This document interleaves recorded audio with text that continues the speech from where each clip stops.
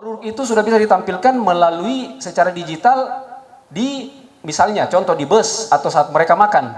Nah, pada saat mereka tertarik untuk membeli, baru produk itu diambil sehingga itu sudah tidak membuat orang berkerumun dan tidak ada lagi bersentuhan dan lain sebagainya. Pemerintah menggandeng 4 platform ya digital yang memiliki layanan berbasis syariah. Ini contoh karena kita di forum halal. Ada Link Aja Syariah, Tokopedia Salam, Blibli Hasanah, dan Bukalapak. Mudah-mudahan nanti suatu saat ada startup di Sulsel juga yang sudah bisa kita angkat seperti ini. Oke, berikut. Gaya hidup digital. Ya, ini menarik.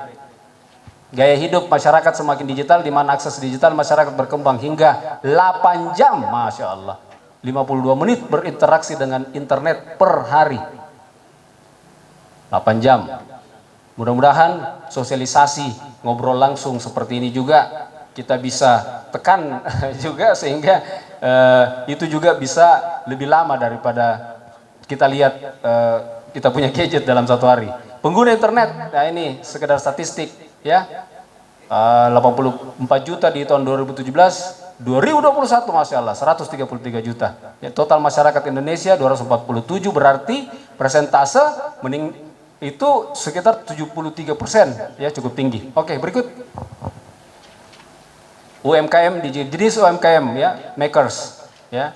UMKM yang telah memiliki produk yaitu makanan, minuman, obat tradisional yang memerlukan peningkatan kualitas produk termasuk sertifikasi halal, memang juga sudah yang membuat banyak startup yang tinggi dia punya pendapatan karena produknya dijual melalui digital. Saya ingat ada satu selebriti digital sekarang yang menjual produk kecantikan, aduh saya lupa, Glow apa? MS Glow, ya MS Glow itu kan dia digitalisasikan produknya sehingga bisa seperti ini. Kemudian seller UMKM yang menjual produk namun belum mendigitalisasikan produknya dan membutuhkan peningkatan akses pemasaran melalui platform digital, ini yang menjadi kendala dan memang dia harus masuk ke ranah itu. Yang pertanyaannya adalah, apakah kita juga sudah digital? Saya biasa bertanya, kalau kami menerima reservasi dari luar melalui WhatsApp, kan sekarang email jarang dibuka. Kalau kita mau cepat, ini berubah lagi Bu Nurlela. Sekarang reservasi kami di travel atau biro perjalanan itu masuk melalui WhatsApp. Kenapa kita mau cepat? Yang paling cepat selalu kita buka adalah WhatsApp. Itu yang masuk. Sehingga reservasi itu disebut digital apa tidak? Oh, digital juga, Pak. Nah, berarti kita juga dengan UMKM, ya saya ingin menyebutkannya UMKM sekarang karena perusahaan kita lagi terpuruk di terpa Covid ini, ya. Oke, berikut. Digital marketing ya, strategi ini mendekatkan akses UMKM pada pasar sehingga mampu memotong biaya dan waktu secara tepat waktu, baik pribadi maupun relevan ya. Jadi ini apa namanya yang shortcut tadi yang saya katakan ya, bagaimana tidak ada lagi satu biaya promosi dan mengemas suatu produk yang ini sehingga efektivitasnya kita bisa shortcut. Online marketplace merupakan pihak perantara, pihak ketiga dalam transaksi online dengan menyediakan fitur penjualan serta fasilitas pembayaran yang aman, ya, termasuk payment gateway.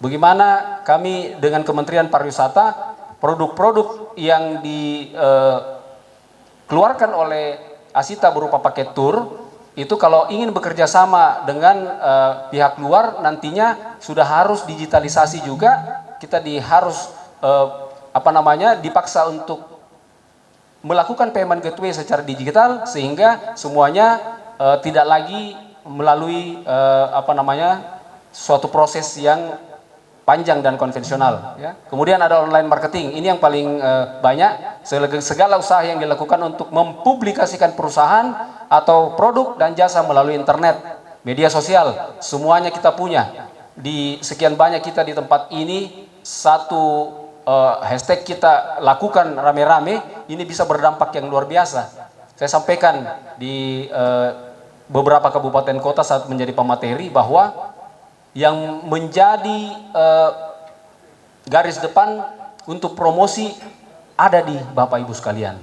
Berapa Bapak Ibu punya teman di Facebook, di Instagram dan lain-lain, itu menjadi potensi untuk Bapak promosikan. Sekali Bapak memoto membuat foto di objek wisata, di-share dan lain-lain, itu dampaknya sudah sangat luar biasa.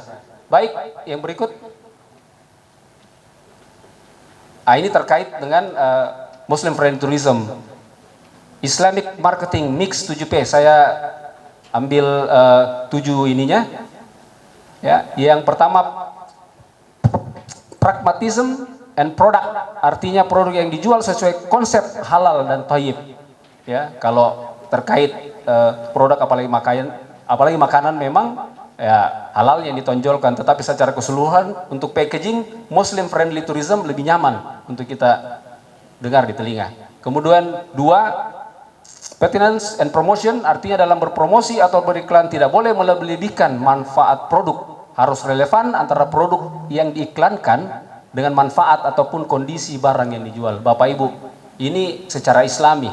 Saya mengingat satu cerita sahabat Rasulullah yang kita kutip. Rasul menjual produk, saya ambil contoh nih gelas. Kalau ada retak atau cipek di bawahnya, Rasul menyampaikan kepada yang membeli, saya mau menjual 2 dinar, tetapi di bawahnya ada cipek. Tentunya harga ini tidak sebanding dengan harga yang gelasnya utuh. Nah, itu sekedar gambaran dan contoh bagaimana kita bisa melihat dan mengacu kepada produk secara Islamic marketing. Kemudian yang ketiga, valuation and price, artinya terkait dengan harga produk yang tidak terlalu mahal, disesuaikan dengan kualitas dan proses barang. Saya pernah makan di Takalar, beba. Beli ikan di pasar, murah sekali. Ini mohon maaf, tabe. Pak, ada Pak Rusdi ternyata, alhamdulillah. Saya izin menceritakan Pak Rusdi ya. Kemudian karena Pak Rusdi coba, beliau juga alami. Ya, setelah kita beli ikannya, kita suruh bakar di balai-balai situ. Yang kita ambil dari situ hanya sayur, nasi dan air mineral sama sambal. Charge-nya 150.000. Menurut Bapak Ibu mahal apa tidak? Nah, jangan bisa yang bilang.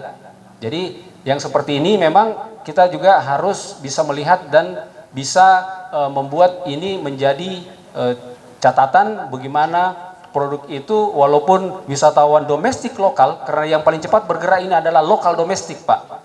Kita tidak terlalu banyak berharap dulu dari luar. Jadi ini menjadi catatan juga. Oke, yang berikut.